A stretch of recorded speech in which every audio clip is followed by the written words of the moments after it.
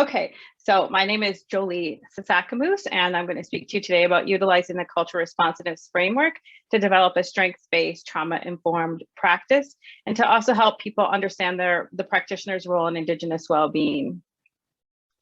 What I talk about today examines trauma, grief, and the factors that lead to them, and this may activate the areas of the neurological system associated with unresolved trauma, often referred to as a trigger. Experiencing a trigger or activation is not a negative. It serves as a reminder that where there is tension, attention is required. So if you feel some kind of way in this presentation, you just might want to note it and then maybe follow up later with some support. This presentation is organized into some categories. I'll first give a land acknowledgement, self-location of where I am from. I'll discuss the purpose of my work, which is really to respond to the TRC calls to action. I will explain the colonial context and give a brief overview of trauma and grief, and give some Indigenous perspectives of well-being and present to you the cultural responsiveness framework, and then discuss recovery from a strengths-based perspective. This is a very dense talk. You might be hearing things for the first time, both from an Indigenous perspective, but also Indigenous people as well might be hearing things for the first time, because I link this work, not only the colonial context and the history of colonization in residential schools and other issues, to adverse child experiences. And one of the only Indigenous scholars that I'm aware of linking that work right now. So I feel like when I do present this information, it's very helpful to students who are becoming healthcare professionals, but it's also helpful to current practicing healthcare professionals. They often give me feedback that they wish they would have had this exposure in their training program. So I'm really happy to hear a lot of students are here today.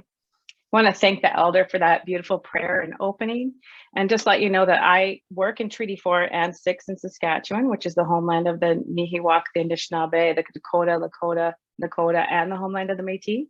I personally am from Chiging First Nation in Ontario. I'm a status member, which I think in the academy is very important to let people know that I am a member of my community. I'm also an active citizen of my late husband's community and my son's community, which is Takakuk Cree Nation. And I'm also the daughter-in-law of the late Fred Sasakamoose. I co-authored the Indigenous Cultural Responsiveness Framework, which was really led by the 74 First Nations communities here in Saskatchewan, and that's the framework I'll be presenting to you later. I think it's really important to note that this framework is the one that we follow in Saskatchewan. It's been asked that we follow this model when doing any type of work with Indigenous people in the area of health, education, research, training, or governance. And again, I mentioned that I follow the TRC calls to action, specifically numbers 18 through 23, recognizing and implementing the healthcare rights of Indigenous peoples. I recognize that the TRC still uses the word Aboriginal, but we're kind of using Indigenous now. Identifying and closing the gaps in health outcomes between Indigenous and non-Indigenous communities. I have issues with that language, but in general, that's what we're looking to do. Recognize and respect and address the distinct health needs of Métis, Inuit, off-reserve Aboriginal peoples. Provide sustainable funding for existing and new Aboriginal healing centers. Recognize the value of Aboriginal healing practices and use them in the treatment of Aboriginal patients, and increase the number of Aboriginal professionals working in the field. And so this is really the areas that I work on. I hover in 23 and 22 quite a bit. The TRC Commission of Canada calls us to establish measurable goals to identify and close gaps in health outcomes. Such an effort would focus on indicators such as infant mortality, maternal health, suicide, mental health, addictions, life expectancy, etc. And we call upon all levels of government to increase the number of Aboriginal professionals working in the healthcare field. This is extremely important if we want culturally responsive programming. We want to ensure the retention of Aboriginal healthcare providers in Aboriginal communities and provide cultural competency training for all healthcare professionals, of which this training is part of that process. We all know that history has had a complex effect on the structure of communities, individuals, and collective identity, and the mental health of Indigenous and Aboriginal peoples. So one of the things I want to point out is my kukum, my grandmother, who I trained under for many years. She's from Wemwemekong First Nation. She asked me to stop rolling everything under colonization in residential schools. And she asked me to be more concrete about the effects of current policies and practices on our people, not just historical ones. And so, of course, that made me do a lot more work and a lot more of a deeper dive into the context of which we live in Canada today. interestingly, I think in the past I used to say everything about colonization in residential schools. And then as my cookum asked me to do this deeper dive, and I started to realize that these practices and policies that we are living currently are affecting us. For example, foster care systems. The foster care system has more children in care right now than residential schools did. So I mean by modern day current processes and policies that are impacting us, this is what I'm going to expose you to right now. So colonization, we're all a little bit familiar with, and we're also quite familiar with the forced relocation and confinement to reserves. We're not as familiar with something called the pass and permit system. And so even though I'm not going to go into each one of these specifically, I've given you a lot of information in this PowerPoint that you can take up on your own. I've intentionally made it dense so that there's lots of information for you to explore. There's a certain slide in here that I'm going to point out to you. Actually, maybe I'll do this slide right now because I think this slide is really important, and it's called the umbrella of resiliency. I'm going to go over it in a little more detail later in the talk. But when I saw this umbrella, which is what my cookum asked me to do, was look at other things that are affecting Indigenous people. And when you look at this umbrella, which is put out by Little Drum Consulting, there are things on here I didn't know, and I still don't. I'm a PhD, I'm a half-breed Indigenous woman, I'm status, and I still don't know all of these in this umbrella, which is a bit alarming, because these are all impacting Indigenous people and their health today. So as I expose you to this, I also have a responsibility to do a dig deep here and learn some more. So this is what I'm encouraging you to do. And this is why I'm providing you so much information so that you can, if you see a gap in your knowledge and you feel that it would be useful to learn, there's resources here for you. So in speaking to that, then some of Canada's history that you may not be as familiar with are for certainly the initial settlement when settlers arrived and they came for the Crown land. Indigenous people didn't stand by idly. They actually used military tactics to fight. And it doesn't seem that that's always presented. So we have a history of fighting and a history of, unfortunately, having to participate in violence. I just want to make this a little smaller.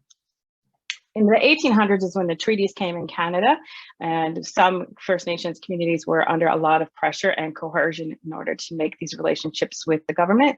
And then, of course, the goal of the Indian Act in the 1800s was to civilize Indigenous people by Christianizing them. In the late 1800s to 1900s, Indigenous people were forced to embrace European norms by Indian affairs. I think this piece is really important to understand that agents came into our communities, managed our band funding, ran our council meetings, they broke the ties. Individuals were not allowed to create wills, sell crops, land, slaughter cattle, or leave the reserve without agent authorization. I think this is so important because I think of my late father-in-law as a grown man trying to take care of his family, and yet he couldn't leave his reserve to even go to town to get groceries without a pass from the white man. And what I would encourage you to do, there's a film out by Alex Williams called the Pass and Permit System, and you can find that on YouTube. So it's another way to just learn some more of this history. Again, in 40s through the 70s, there was Indigenous activism as children were being kidnapped from their family homes and their cultures and sent to residential schools with mandatory attendance. And then they were punished for speaking our languages, engaging in spiritual and cultural practices. They were separated from their siblings when they were taken. My late father-in-law was kidnapped at 6 with his baby sister, who is 4. They were separated immediately as soon as I got into the school, and he didn't see her for a long time. The conditions, as many of us know, were reprehensible, and thousands died from malnutrition, disease, and their unmarked graves are being located all over Canada with a current toll. I haven't seen the last update, but it's over 9,000 as of when I did update this.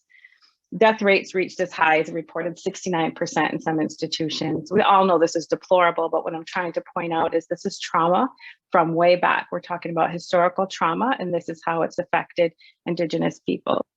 So thousands of students were physically and sexually abused. Traumatized survivors returned home years later to find families they barely knew. With land loss and ecological destruction making most Indigenous communities destitute, they had little means to resist the colonial clampdown. So you can kind of see like the continuation of this saga. So in some of the history, what's going on now, we had the Indian Act, the Buffalo Jump Report. In the 1990s, there was some constitutional reform and the Oka crisis, remember that. And then we had RCAP. So these are things that you may not know. And if you don't, I just encourage you to go and look into what these are. In the 2000s, we had the adoption of the United Nations Declaration on the Rights of Indigenous People. And then we had the foot dragging and the legislating on that. And then the sort of modified, adapted version of it, a watered down UNDRIP is what we ended up adopting. And then we know we had I Don't Know More and several other movements. My treaty area right now here in Robinson is in court with Canada, has been for several years and probably will be for many, many more. So it seems like we're always in this position to be fighting with the government or fighting for our rights. And being in fight is also part of that trauma. Fight, flight, or freeze. That's what the nervous system is engaged in. And so as a First Nations woman whose band, whose tribe is in court, there's this sort of fight around my nervous system that I was born into. I wanted to speak a little bit, because most of us are health professionals, about the violence and distrust in the medical system. And it's a lot based upon past medical research. So just because we all should be a little bit aware of this, nutritional experiments were conducted on children in residential schools in Indigenous communities between 1942 and 52. There was a study in Manitoba Creek communities that involved physicians, examinations, tests, radiographs, and researchers commented on the profound malnutrition and near starvation of children. Aboriginals in Manitoba had an infant mortality rate 8 times higher than the rest of Canada, and a crude mortality rate almost 5 times of Manitoba as a whole, and children died in this study. And if you look over at the next one in the James Bay survey of Attawapiskat, this study also involved physicians, a dentist, an X-ray technician, a photographer, and 3 anthropologists. And the survey aimed to examine nutritional status and provide guidance on combating not only malnutrition, but the threat of Indigenous dependency. But I want you to think about this for a minute. Imagine being 4, 5, or 6 and surrounded by a team of doctors and nurses poking and prodding and using you as a subject, and you don't have the ability to say no. And imagine what that's like for your own children if you have them. And why am I telling you this? Because this is important information to understand in Canada how this impacted vaccine hesitancy. So I was called by the Saskatchewan Health Authority when COVID hit. They had no plan in place to vaccinate marginalized people, in particular Indigenous people, and they asked for my support and help. So I pulled together a team and we created a vaccine model of care, which I won't go into that piece. But when we started to put together that model and we started to work with the elders, I kept hearing about this 1933 trial, which I hadn't been aware of. And I had to go back and look it up, because the elders, Fort Capel is right down the road here. And the elders remembered this, and they were fearful that this was a similar experience that would come through with the COVID vaccine. And so what happened in 1933, there was a fear of disease transmission from reserves to settlers. And the vaccine for BCG tuberculosis was only open to high-risk people and the sick. And despite protection and efficacy concerns, the Department of Indian Affairs backed the experiments. Infants were given doses and additional infants were used as controls.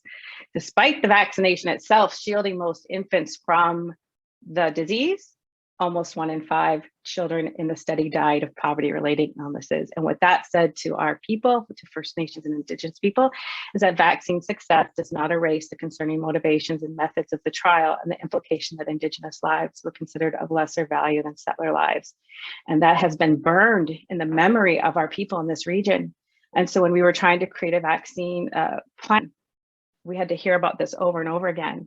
And yet no apology, nothing came through to reassure people that the COVID vaccine would not be this.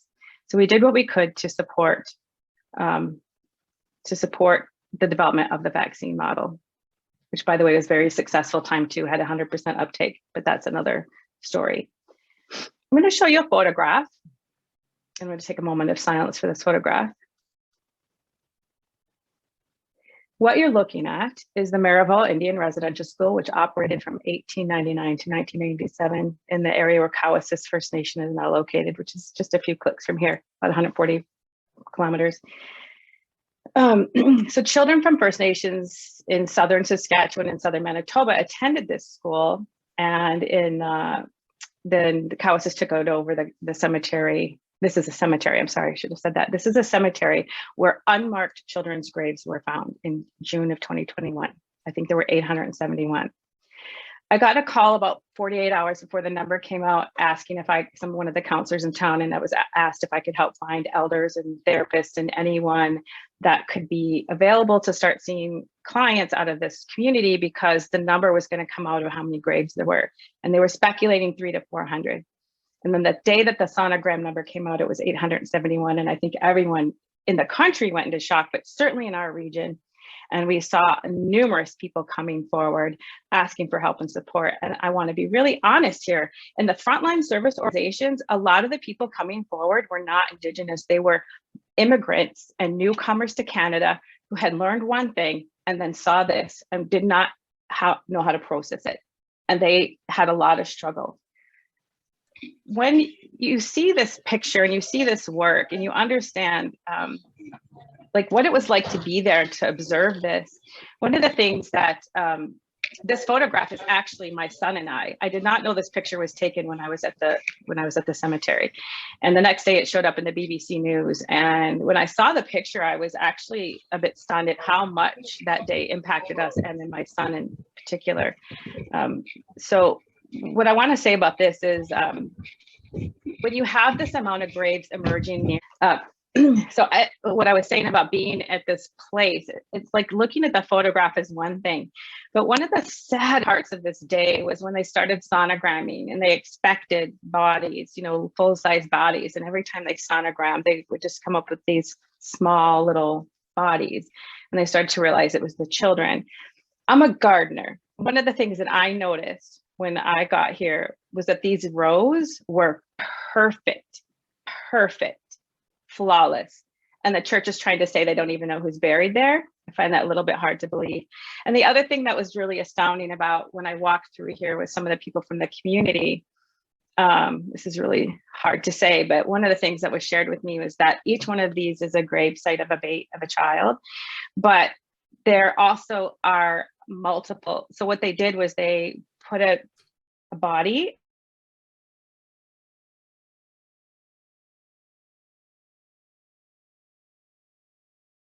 Oh, you're muted. I don't know. Yeah, I don't know how I got muted. Sorry about that. So they put another body on top. So even though you're looking at 871, you could times that by 2, 3, 4, or 5. We will never know how many bodies got put on top. So when you see 871, you could likely triple or quadruple that. Again, I go back to this umbrella resiliency. This was just basically a summation of up to about 2008. It has not been updated since then. I did check recently, but I think this is a really, really good chart. I use this in a lot of places, a lot of my teaching now, to have students just understand that it's more than colonization. It's more than residential schools. And what I love about this umbrella is if you look at the raindrops underneath the bottom of the umbrella, it tells you like how each one of these things were affected. So like in the 1492, that first outer umbrella, Columbus, St. Mary's School Mission, that's the onset of poverty. And then that second group is the loss of parenting skills, and then the loss of language, and the loss of self-esteem, the onslaught of addiction, suicide, family violence. You can just sort of see how it runs across the gamut of the experience. So I'm going to switch gears a little bit. That gives you our colonial context and some of what our experiences are. Some you may have known, and some you may have not. I certainly still don't know some of them, so I can't imagine everybody here does. And now I'm going to talk to you just in general about trauma and how it affects humans in general. So what is trauma? Trauma is an experience or set of experiences that overwhelm an individual's ability to cope or integrate the ideas and emotions involved in that experience. In other words, it occurs when the normal fight, flight, or freeze reactions are unsuccessful or ineffectual. And there's different kinds of trauma. There's single incident, there's developmental, there's complex, there's intergenerational, and there's historical. So there's different kinds of trauma. This is a new slide. I'm going to send these updated slides to the facilitator here, but added this last night, actually, because I'm training right now with Gabor Mate in a compassionate inquiry program for therapists. And he gives these 7 identifiable characteristics of trauma, and I think they're quite tangible. They're nice to grab onto. Because trauma is not something that happens to you. It's something that occurs within you as a result of what happens to you. Trauma causes a loss of connection with oneself, one's worth, one's feelings, one's body, and other people in the world. sorry, that's a little typo over there. 3, trauma changes one's perception of the world, causing constriction. You suppress your gut feelings, which aid in survival as a result of trauma. So often we have to rely on our gut, but when we are dissociated from our body in a trauma experience, we don't pay attention to that. Trauma impairs one's ability to be present in the moment. It alters the functioning of the nervous system, and it permanently alters relationships. I just want to be clear here that I could have an experience and you could have an experience, the same experience, and one of us could leave traumatized, one of us might not. And what is that difference? The difference is in the resiliency that you have around you. Do you have the family supports, the people supports, the relationships to support you through the experience of what happened? If yes, you will not be traumatized, and if not, you will be traumatized. And that's really the difference, is how you're able to handle the event and can you get through it and process it. So this slide here, which talks about who can be traumatized, which is anyone and everyone can be traumatized, no one's immune. And pre-COVID, studies suggest that 75% of the population has experienced at least one traumatic event in their life. But again, a traumatic event doesn't necessarily mean you're traumatized if you have the support and resources to get through that event. Dr. Gabor gave a really good example of a man who was in the Holocaust, and how Viktor Frankl, and he had written a book about man's search for meaning. And there was a scene in the book where he described seeing nature and how beautiful it was. And so here he is in a concentration camp. He's, like everyone else, and they're not having a good experience, but yet he found beauty in the world. One of the things Gabor said recently was that he doesn't think, because he's also Jewish and kind of grew up in the Holocaust as well. He said, I don't think that if I would have had that experience that Viktor Frankl had, that I would have had the same response, because Gabor talks about how he grew up in a traumatized childhood. But that likely the difference between Viktor Frankl and Gabor would be that Viktor Frankl's first 7 years were probably very well nurtured and very well foundational for him to be able to have that experience, and that how we're brought into the world and the nervous system that we adopt from our parents carries us forth into that day. And that's why it's important to understand how trauma impacts our nervous system and what that means, because it's our inability to stabilize or regulate what's going on during the event. And if we can't regulate, which think about residential school, one beating, haircut, examination of the body, anything, that first trauma never gets resolved. So every trauma after that gets compounded on top of it and compounded on top of it. And imagine my father went to residential school for 13 years and never went home, not a Christmas, nothing, for 13 years. So all of that trauma compounded over and over again. And it affects the physical health, the mental health, the behavior, the relationships, the entire community, and our spirituality. I really love this slide. If you do this kind of work and you want to really understand the effect on the generations, I think this is really important here.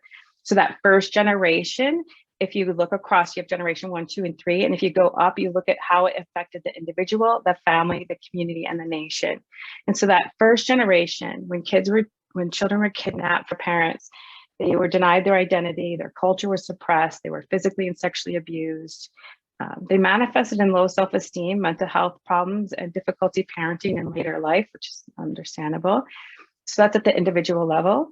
And if you think about that family level, what happens when your children are kidnapped from you? Think about it. Someone comes into your home today, snatches your kids, and you never see them again, or maybe not for a year. What would that be like? What does that grief and anger and helplessness do in that first year? And imagine this at the community level. I think about this a lot. You walk out into the community. Now, remember, a lot of us live in First Nations, which are small. You know everyone, you're all family. And you wake up one day and you go outside where you usually hear children playing, and you hear this. No one. Your entire future generation has been wiped out. So how do you handle that? What happens in that second generation? Well, you continue with the low self-esteem and the mental health problems and the difficulty parenting, but you also move into that family dysfunction and domestic violence. And then the community starts to experience disorganization because there's no children, there's no youth to take on any roles, there's social problems.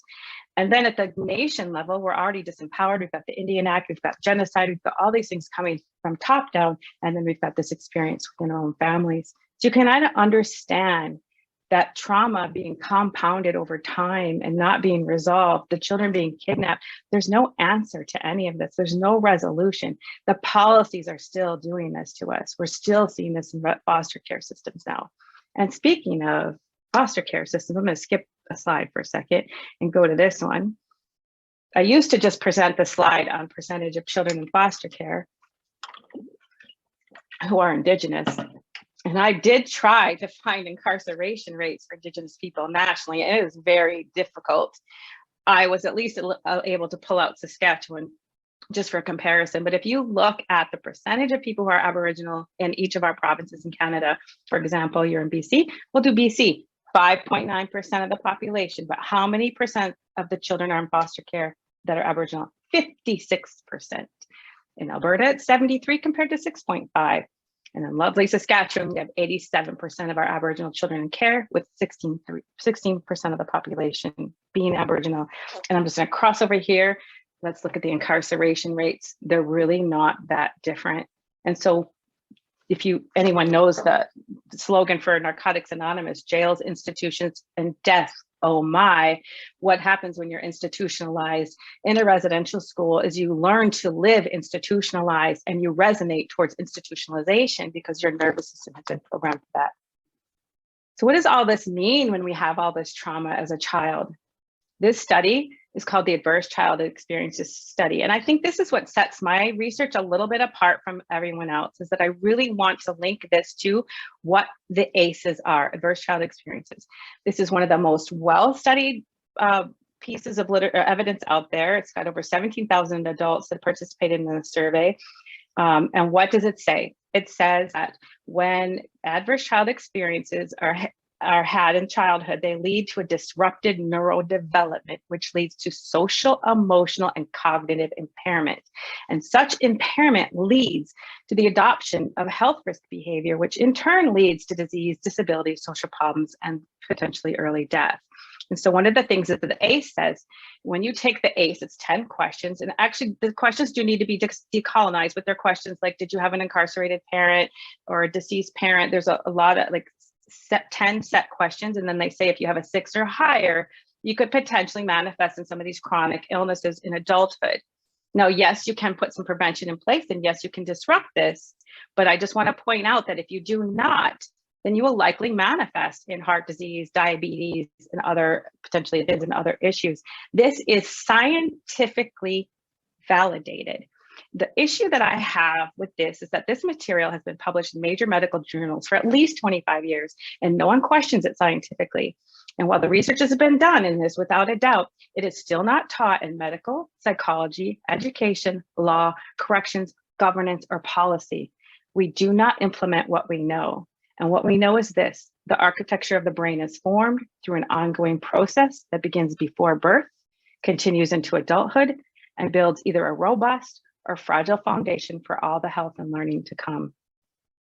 I think this is key and super important that we understand that adverse child experiences manifest in chronic illnesses and diseases. So what does this all mean? That what I presented to you so far shows you that the history of colonization has influenced the issues, the policies, and procedures of the present day. That the systematic suppression and elimination of culture and tradition has contributed to intergenerational trauma, the remnants which are evident today in elevated levels of social and mental health issues experienced by many Indigenous peoples, and that colonization coupled with historically traumatic events has exacerbated historical trauma responses and related health concerns such as diabetes, advanced cancers, and cardiovascular disease. So now I'm going to start to switch to the strengths-based stuff, because my team, and when I say we, I'm referring to the team that I work with. I don't do anything on my own. We use a strength-based approach that shifts perceived deficits away from individuals and places them within the appropriate context, i.e. residential schools or colonization. And so with this, I switched to a little bit of a lighter, happier part of the conversation, where we're going to discuss guiding principles and Indigenous ways of knowing. So Indigenous perspectives of healing and well-being, and the cultural responsiveness framework, because I think we need a framework to move forward. And why I like the Indigenous Cultural Responsiveness theory, which we now call the CRF Cultural Responsiveness Framework, it's decolonizing. It's locally adaptable, which is a bit unusual, and it's utilized to support Indigenous health and well-being. It was founded by Indigenous people, First Nations people. I shouldn't say Indigenous because it's not specific to Métis, and I've had a lot of conversations with the Métis community about it, and they have modified it and adapted it sometimes, but this was really vetted by First Nations people. And to understand the framework will allow the practitioner to engage in action steps to create a practice that seeks to transform service delivery for people based upon their needs. And I know that seems too good to be true, but it's not. It actually, we designed it so that it's locally adaptable and flexible. So just to introduce you to the concept of Indigenous ways of knowing, it's a relational worldview, and that relation is not just human to human, it's human to other. So human to land, human to culture, people, family, communities, animals, spirits, trees, plants, like everything around us is in relationship to one another.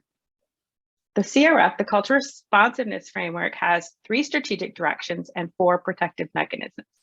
So the 3 strategic directions, when the CRF came out, the elders approached me. I don't know how they knew this, but they asked me and Dr. Shawnee Pete to enliven it into a theory, which I don't know how many of you have written theory, but I had never written a theory and I didn't know how to write a theory. And so I had to meditate and ceremony and fast and just figure out how to uplift this into a theory.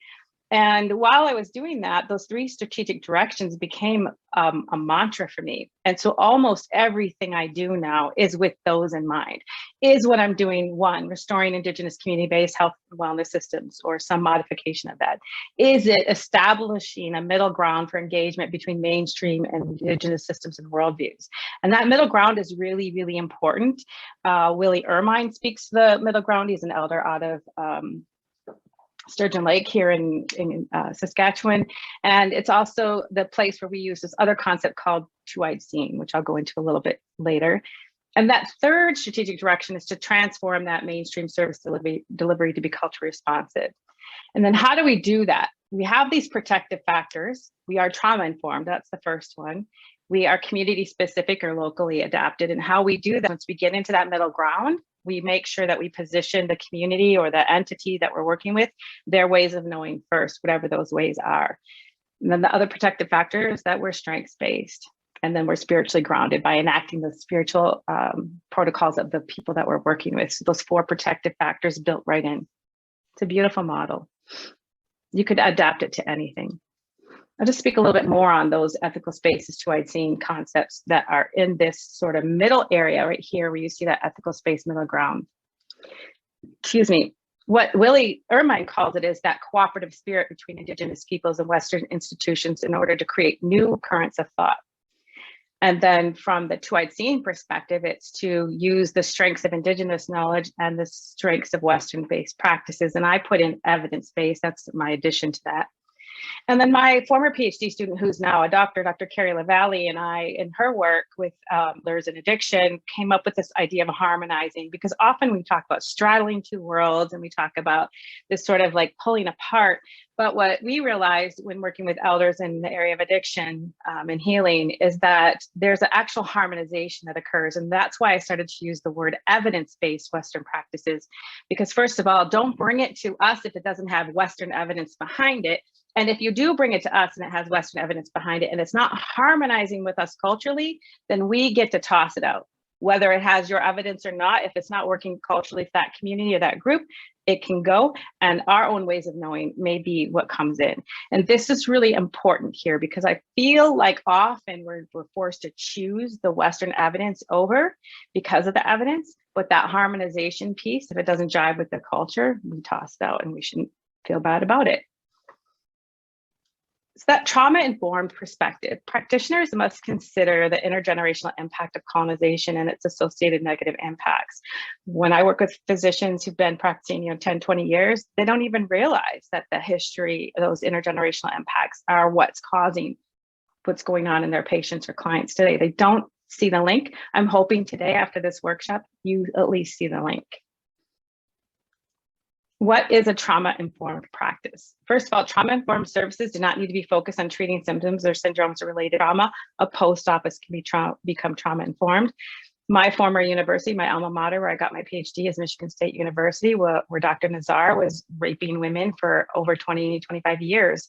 That entire institution, 46,000 people of employees and students, has become a trauma-informed organization. You can bet I'm watching them, I'm talking to them, and I want to know how they take that up at that high level, because if they can do it at that level, we should be able to do it at much smaller levels. The principles of trauma-informed practice should be implemented regardless of the mission of the organization or the services, whether it's primary care, mental health, addiction, or, like I said, even a post office. The commitment is to provide services in a manner that are welcoming and appropriate to the needs of those affected by trauma. And quite honestly, if you just come at everything from a trauma-informed perspective, it cuts across and then everyone is served by it. I say this especially in schools and in medical facilities. You might as well assume everyone is traumatized. The trauma-informed approach is not harmful. It's actually helpful.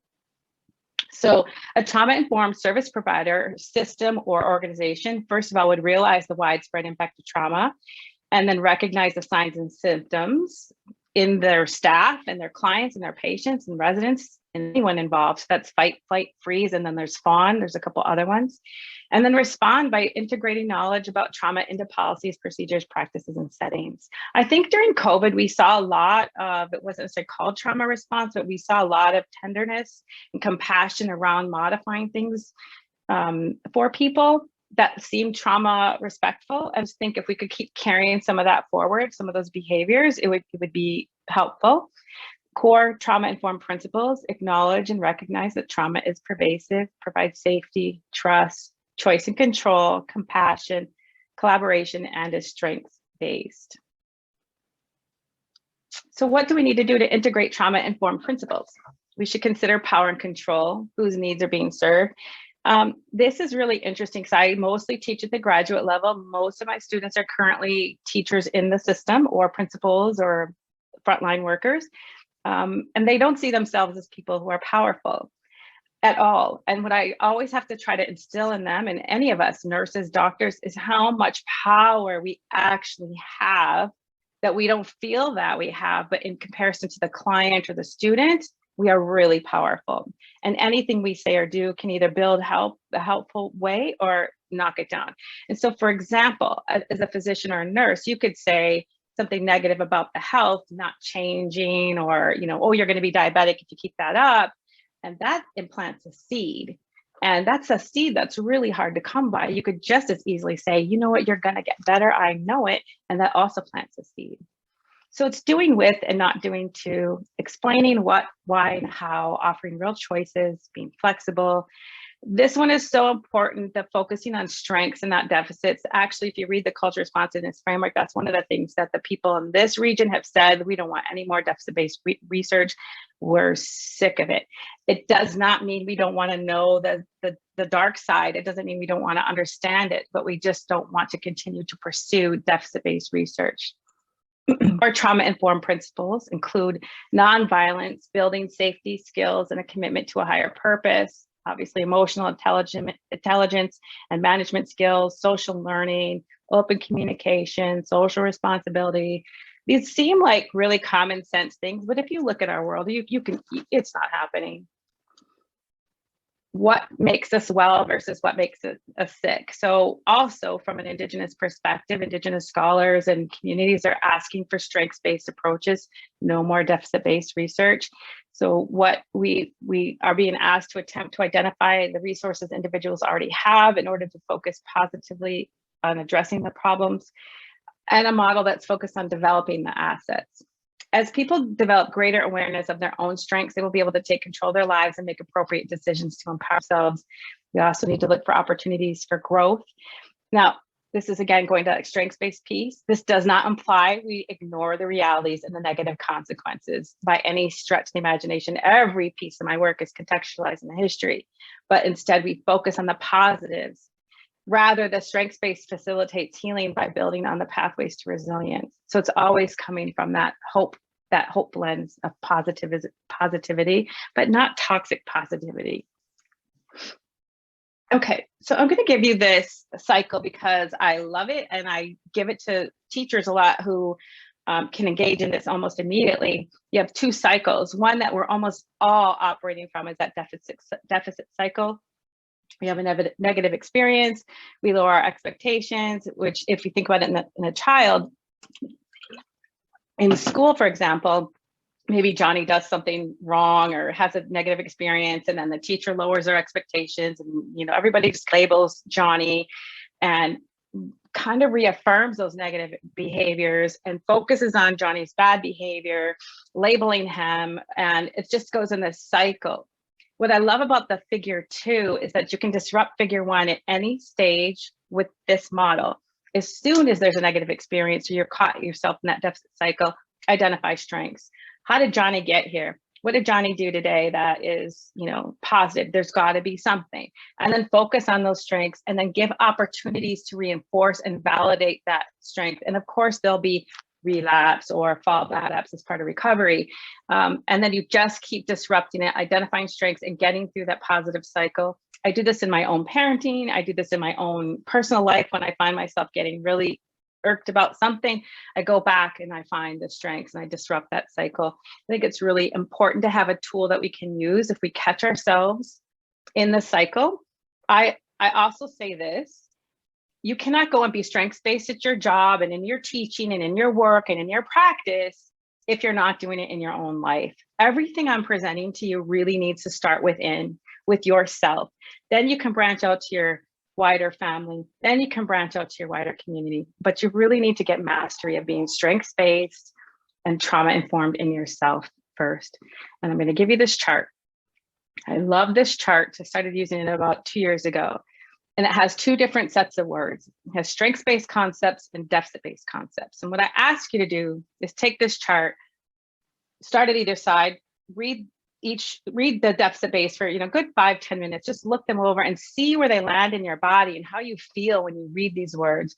And then do the same thing with the other side and see where it lands in your body and how it feels. And you'll notice a difference. If you don't, then you might have some work to do on getting aware of your own nervous system.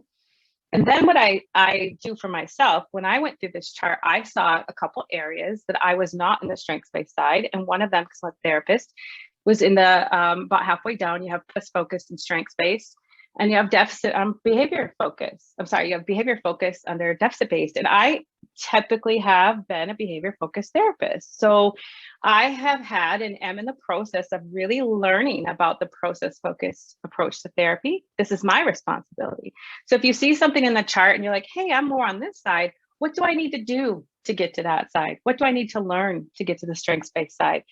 And you think when you have it mastered, I present on this all the time, I don't have this mastered. People on my team will say, JoLee, that was deficit-based or that was negative.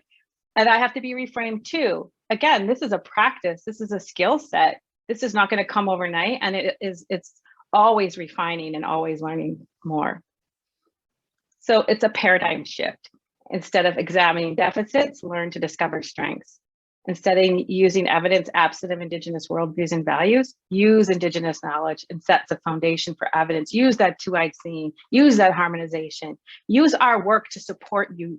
We Indigenous scholars have written and published so that you have tools to take this work up. Move from focusing on individuals to focusing on outcomes for families and communities. And let's move these uncoordinated fragmented into integrated models that will support funding and delivery of services. I'm going to give you the Indigenous Wellness Framework, which is put out by the Native Wellness Thunderwood Partnership Foundation. It's a beautiful model. It cuts across fields and areas. It's just, general, but it kind of gives you an idea of the 4 domains that Indigenous people typically look at. You don't look at disease. Wellness is not the absence of disease. It's actually more of a balance between these 4 domains. So that's a bit of a complex teaching to go into in this talk, but just one of the things I always say is recognize that Indigenous people do not see wellness as the absence of disease. It's a holistic expression of a balance between the emotional, mental, physical, and spiritual. And then finally, I'm going to share with you some ways that our team moves into action. So you can, do some of these maybe in your own work. A lot of this for us went on in First Nations communities. And when COVID hit, we ended up doing some of this in the urban environment. So one of the things that you notice when we talk about all the disruption that occurred through residential schools and all of that was this disruption in culture, but also in rites of passage.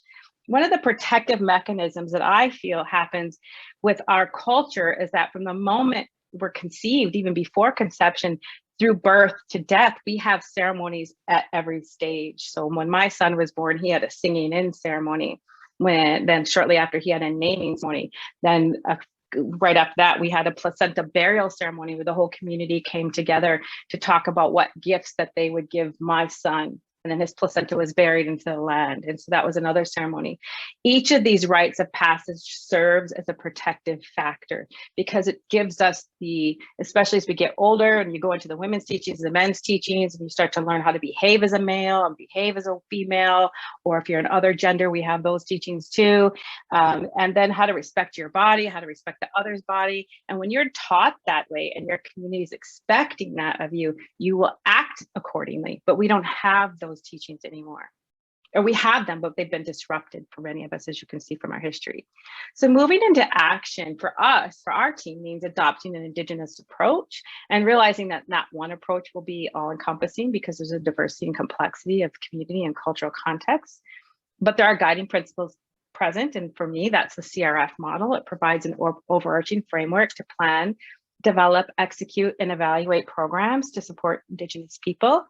Adhering to the spirit of the framework will begin the process of decolonizing programs in order to better address the needs of Indigenous people. This means investing in culture as a foundation, culturally based, community-based, and land-based programs. Elder Peter Nippy always reminds us that when you cut corners with ceremony, it shows that you cut corners with everything else. And even though you may not know what that means, when you start engaging in right action and with Indigenous people, they'll let you know what that means.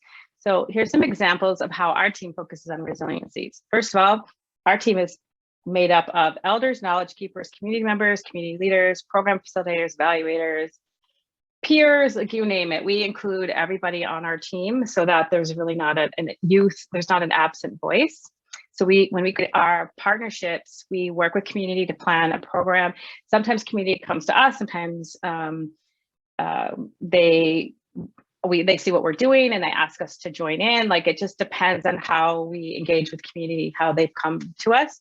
And then the community involvement in the interpretation and idea development. So sometimes they don't have any idea, and sometimes they know 100% what they want and they just want our skill set to support. And the results, all work must be used to produce a direct benefit to the community. So really, to kind of take your own work into community wouldn't really benefit the community. It's better to have the community identify what they want and need, and then we're just there to support what they want to do. That's not a very Western academic training. So when we're trained in the Western Academy, it's not to do work for others. It's about pursuing our own career and agenda. It's a real different way of knowing. And so in the academy, when someone comes to me and says they want to work with Indigenous people, I have to really ask why, because if you don't have the relationship and it's just your agenda, it doesn't really map onto a community very well. You really need to either be engaged because you're in relationship or because you have a skill set that they want or need. But just to go and say, hey, I want to research your community about this, that's not really welcomed or helpful. So some areas that we take care of and work with our community partners is restoring old ways, traditional practice, hunting, gardening, preserving food, canning. Obviously, some new things that we do now since COVID, we do webinars, online discussions, and we have also got permission 3 years ago to do aeroponic and hydroponic traditional medicinal growing, which has had its ups and downs, by the way. And then community empowerment. We have on reserve and urban responses, in addition to measures communities are taking to prevent the spread of, well, this was COVID related, the virus. There have been initiatives to care for individuals. So we still keep these practices going, even though here COVID had died down. We still have our elder program. We still have our traditional birthing and mothering program. A lot of this stuff we just continue, even though it originated during COVID. Like the urban gardening was a huge thing that we started doing. We're also getting ready to launch some 12-step recovery, some indigenized 12-step recovery programs in our pharmacy that we have a partnership with. So a lot of the things that we do is to support community, especially in the urban side, to support community members in building their individual capacities. And then we try to be a hub in the city so that if people kind of flow back and forth between their community and the city, we still kind of have that relationship and that support for them. I realize I'm running out of time, which is perfect because I'm at my summary slide. The principles of Indigenous healing and well-being are dependent upon the specific group, whether they're First Nations, Métis, or Inuit, and it can vary considerably. And even within the group, it can vary. You know, you may have one community that's Christian and traditional. My community is like that. It's very easy to have a multiple diverse within one community. So working with community partners based upon whatever project you're doing, what their needs are, what their capacity is, and their interest and engagement. There's not a cookie cutter approach, which often contributes to hesitancy among people to even engage with Indigenous work. But there's a simple solution. Ask your Indigenous friends and colleagues. And if you don't have any, that's your first step. So I would just like to summarize by saying that I also have left in this PowerPoint some tools, in a host of areas. So one's on research and just kind of understanding reflection in relation to research. The CRF is in here. I wrote with the Department of Justice, there's a whole document that several Indigenous people, we wrote separate chapters on Indigenous evaluation. So there's a tool there. And then the original CRF is here as well. So hopefully this, I know this was dense. I know it's a lot of information. Some of it may be brand new, but I'm hopefully leaving you with some concrete tools and some real things that you can actually do instead of hearing these lofty theories and not know how to take them up. The last thing I'll say is, when you're in question of your work and whether you want to know if you're doing something right, use these 3 strategic directions to guide you, even if you modify them for your field. I think it's completely appropriate to think about these 3 directions, and they've been vetted by First Nations people. So it would be a good support for you. And with that, I will close. Dr. JoLee, really thank you so much for your presentation. It's so rich with everything that you have shared with us. I would like to ask Todd Nelson to say a few words on behalf of the Psychology Department Indigenous Reconciliation Committee.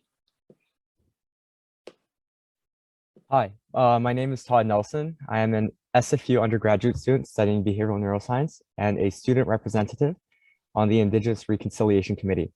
I am also a member of Spuzin First Nation. With that brief introduction, I'd like to now extend my gratitude to Dr. JoLee. Thank you so much, Dr. JoLee, for that amazing talk and for sharing your expertise with us today. To thank you, we would like to present you with a scarf. I hope you can see it. So this scarf is made by Dr. Carly Fellner, a Neo-Cree Métis artist and scholar of counseling psychology in the Faculty of Education at University of Calgary. This scarf is called Kohominawak, or our grandmother's scarf. Again, thank you so much, Dr. JoLee. Thank you so much. I appreciate that. Beautiful. Thank you. So again, thank you so much, Dr. JoLee, and we hope you wear and we know that you will wear the scarf Kokominawak well. We now have a few minutes for questions before we end around 2:15, 2:20. After this major colloquium, there's a small meeting for Indigenous students to converse with Dr. JoLee. We'll open up the chat now, where we ask that you put your questions in the chat. We'll use the chat to work through some of the questions in order and ask that, and what we'll do is we'll have Shireen Balanji, another student member of the Indigenous Reconciliation Committee, who will help identify questions. She will read the names and the questions that you have written in the chat, or that is our plan. So we'll see how that unfolds. So with that, Shireen. All right, our first question comes from Melissa Mills, and she's wondering, why has the language changed from Aboriginal to Indigenous? I always joke when Indigenous Services Canada changes its name, my identity shifts, which is a joke, but it's really not in Indigenous people's control what we're called. It seems to come from the government agencies. It used to be AANDC, Aboriginal Services Canada. Now it's Indigenous. I think that Indigenous is the more used word now and refers to both urban, Métis, on reserve, off reserve. It refers to the whole group. However, I still think it is preferred that First Nations people are identified by their First Nations. So I'm from Chiking First Nation. I would identify as a First Nations or a half-breed person status. So I think that's really my understanding, is that these words are never something that we come up with. They're the political tool of the day to describe us. Thank you for that response. And the next question comes from Jane Bamers. I'm probably pronouncing that wrong. I sincerely apologize. But they're asking, do you think that the rites of passage, particularly during childhood, in order to establish a child's identity in the community, would be helpful if brought into Western culture? In other words, would it be a helpful tool for communities to use, or would that be Indigenous cultural appropriation? I think that's a really good question. And I'll just give this example. I went to a grandmother's parenting grandchildren group years and years ago, like 7-8 years ago. And it was a lot of First Nations grandmothers, but a lot of white grandmothers also caring for First Nations grandchildren. And one of the grandmothers had talked about raising 3 of her Native granddaughters and how she felt sad that there was no marker. She is a white woman, didn't know what to do about marking their moon time, their menstrual cycle. So she made a tree, almost like an indoor Christmas tree. And she put tampons and pads all over it. And she had a celebration with the girls, just honoring that moment in their womanhood. Now, was that cultural? No. But did that give them a memory in a positive way about something that often is, not positive in the Western culture? So I can't speak to someone's appropriation. If when my husband and I had my son, we knew that placental burial was important. And we went to the oldest person on his reserve, and she did not know that ceremony. And we went to my reserve, and they didn't have it anymore. So we were sent over to Palmaker to see Eric Tutusis, who then gave us that ceremony back. And we went and restored it back in Atakakut. So I'm only just giving these examples of ways that you might want to think about it, whether you want to make a tree of your own, or, would I go and take someone's ceremony and modify it to me? Maybe not. But would I do what's right for my family? Yes, I would. And again, that tree to me, even though it wasn't hooked on a culture, it was an important moment for those girls and honoring that time. I think that's what's really important. Recognizing that as we're aging, we're going to be taught roles and responsibilities about whatever we're doing, and that we're giving that support. And I'll just give another example that I learned recently. Sometimes having that adult or that person or that rule or that teaching is the reason we can say no to something negative. So instead of saying, no, Johnny, I can't smoke dope with you because I don't want to, maybe you say, you know what, Johnny, I just went through a really profound ceremony and I'm not doing that to my body. Or my cookum said no, my dad said no. Those ceremonies and those rites and those teachings give us voice when maybe we're still too young and vulnerable to speak for ourselves. So I would just say across the board, even if you don't know what those traditional ceremonies are, then yeah, maybe it's time to make some up, because these kids need, and these adults need, rites of passage. I'm just giving one more example. So I had my baby, he's 10 now. 3 years ago, I started doing this traditional birthing and parenting group, and a doula from Ontario did a workshop on a webinar. Thank you, COVID, for that one. And she talked about closing the birthing ceremony. So she's from where I'm from. So she was talking about the birthing process being a 40-day ceremony. And I didn't kind of get where it started. But she said to close that ceremony, you need to have either fruit or broth or meat from your treaty area, from where your land is from, to close that ceremony. And I never had that. My son was 8 at the time. But she said, because I'm Ojibwe and where I'm from, our culture is very kind and forgiving, very, very forgiving. And so she said, that's okay that you didn't have that. You can go have that today and close your birthing ceremony. And I did. I made muskeg tea right from, I had it from home, I had it vacuum sealed, and I opened it up and I made that, and I closed that birthing ceremony 8 years later. And it was healing for me. So I think that those are the types of things that I would just grab onto and try to bring forward if you can. Thank you for sharing those examples. Those are extremely powerful. Our next question comes from Ronald, and he is wondering, what is your insight on Bill C-92, bringing healthcare back to the Indigenous bands and getting children out of the system and back to the people? Well, you know, I'm all for that. I'm not as familiar with that bill. I haven't heard about it here. I don't know if it's obviously must be at the national level. I haven't heard how it's going to impact us. I mean, I think the biggest issue when you look at healthcare in general, to speak in Saskatchewan, is that most of the healthcare is in the urban centers and it's not in community. And then when you have communities that are remote or geographically isolated, they don't have access. We need to be bringing care to communities, period, end of story. Infrastructurally, how is that going to happen? I don't know. It's not my responsibility, but it's the government's responsibility to figure it out. They haven't done a good job of it. Will that bill address that? I would love to say I would have heard that already as a healthcare scholar, but I haven't. So I'm not sure what it entails. But we need infrastructure in communities, and we need pipelines for K-12 STEM kids to come out of communities. And we need to start, like, for example, here in our, we only have one med school in Saskatchewan, and they don't have a K-12 pipeline from any of the treaty areas around here. There's no kids coming to go to med school here. And you've got 10 Indigenous seats a year that maybe 2 get filled, maybe.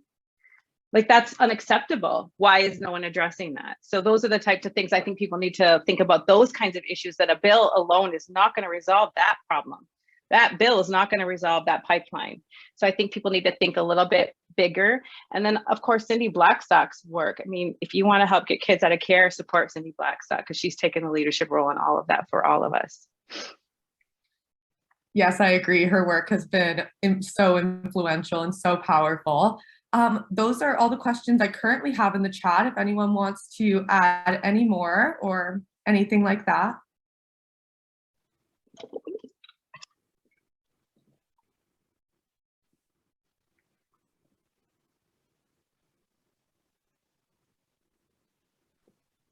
We still have a little bit of time. If anybody would like to add something or comment, you can always write comments in the chat, words of thanks, reflections. Again, we're just so deeply thankful to everybody who has come today, to Dr. JoLee, to Elder Margaret, for helping us get started in a good way. I just want to express my gratitude, especially to the students. I mean, again, like, I often feel that this is a bit simple, but if it benefits others, I'm glad to do it continuously. But I really appreciate the feedback I get, especially from seasoned practitioners, is they wish they would have had this earlier. And the fact that students are getting it right up front, and you can just take this up as it works for you. I really appreciate your willingness to come and learn this now, because if there's anything you can do to just have a little bit more compassion and understanding when you have an Indigenous client, patient, or anything in front of you, and just understand that that intergenerational nervous system has been passed down. And the best thing, I always tell my teachers this, my teachers who are teachers, if all you can be is that calm, present nervous system in someone's life, that's all you can be. That's a lot. That is a lot. So working on your own nervous system and being that sort of quality, calm, centered person is helpful in healing. I can definitely, I'm a first-year master's student in the clinical psychology program, and I definitely relate to that. This is so valuable to have at the beginning of my training. We are having a couple more questions roll in here. There's one from Carol, and her question is, the cow says First Nation work on policy to take back jurisdiction over the children seems really powerful. Do you have any comments on this? Yeah, Chief Cadamus has been working on building, I think it's called Red Bear Lodge, and they've been working on that for a few years now. Absolutely. I mean, there's politics involved with it, and I don't know the politics behind it, but just the concept of getting kids back from being out of care would be beneficial, of course. We're just replicating the residential school system in a different way. So again, thank you so much to everyone for being here.